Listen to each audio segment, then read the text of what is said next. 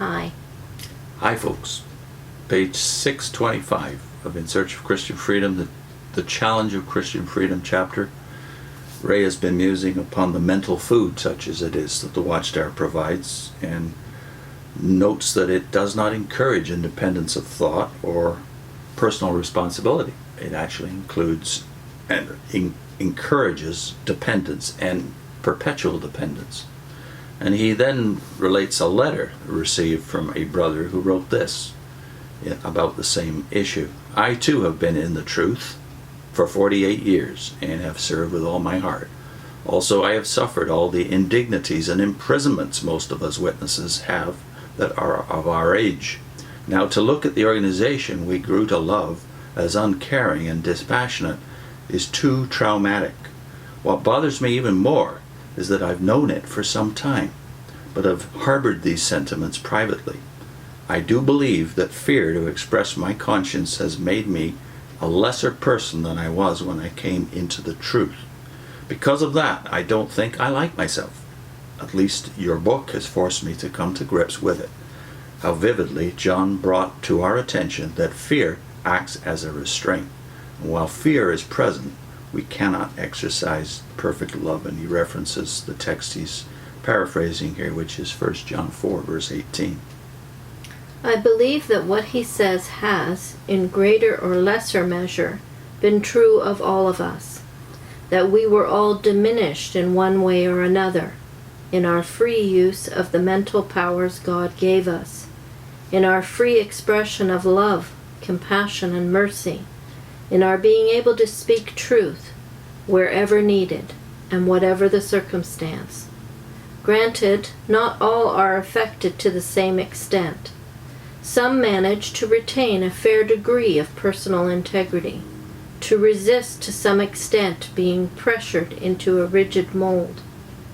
But I have no question in my own mind that, even so, all suffer loss, that they become, to use the expression of the writer just quoted, inevitably less of a person than they might otherwise be, and less reflective of Christ than they could otherwise be. In the words of the apostle, a figurative veil remains for them, with a new legalism and its written code replacing the law code. That veil lies upon their hearts, clouds and dulls their vision of the splendor of their new standing before God made possible by His Son. The fear to face up to the full meaning of that standing hinders their freeness of speech, often leads to concealed feelings, veiled, cloaked expressions, rather than the openness, straightforwardness, and candor characterizing Christian freedom. As the apostle states, now the Lord is the Spirit, and where the Spirit of the Lord is, there is freedom. And we, who with unveiled faces all reflect the Lord's glory, are being transformed into His likeness with ever-increasing glory, which comes from the Lord, who is the Spirit. That's all 2 Corinthians chapter 3, verses 17 and 18 in the NIV translation. And then Ray comments, some of the most serious losses resulting from this subjection to a system are of a subtle, gradual, cumulative kind.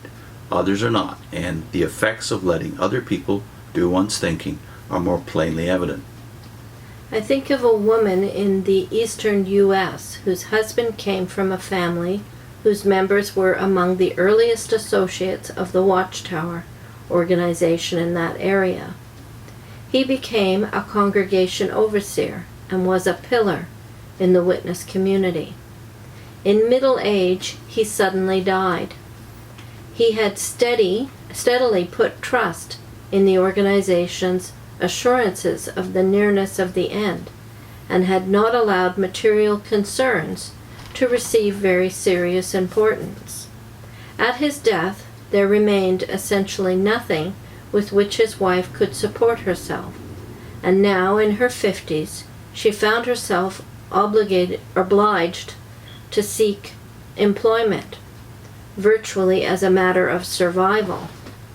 Because the work she obtained in a nursing home required wearing a uniform, and because her work hours were close to those of certain Kingdom Hall meetings, she wore the uniform to those meetings. She noted that, though raising her hand regularly to comment, for some reason she was no longer called on. On inquiry, she was informed by elders that it was because she was wearing the uniform, viewed as inappropriate dress. Her long years of service and those of her husband, the difficulties she faced as a widow, seemed not to count. I recently spoke by phone with a man who, as a youth, had an outstanding academic record. He turned down scholarship opportunities and, on leaving high school, became a pioneer and later served several years at the international headquarters. After leaving the headquarters, he became a circuit overseer and later a district overseer. He was married, and in time children came. He soon found work with a national company and did well. Recently, however, personnel changes in management placed his job at risk. As he stated, now in his 50s, with no degree, which has become a near must with most companies in the field he knows, he realizes more seriously than ever before the consequences of placing implicit trust in a religious system and submitting to its pressures, of having worn blinders, as it were, to anything other than what it set before him. Well, of course, now another 30 years has gone by since Ray wrote this, and the cases must be multiplied by the thousands, people who have not anticipated the changes that would have to happen in their own personal and family lives. Yep. Not equipped for life. Yeah. Very ill prepared. People don't think that they're ever going to get old themselves, let alone have to deal with maybe elderly parents, taking care of them, facing the death of someone in your family. You're just ill prepared for life. I think it's hard for the secular world to realize the impact of witness life is. You know that, and I'm sure there are other religions that, or cults that do the same thing. But the impact on your life, on your decisions. And all because they think the day of the Lord is imminent.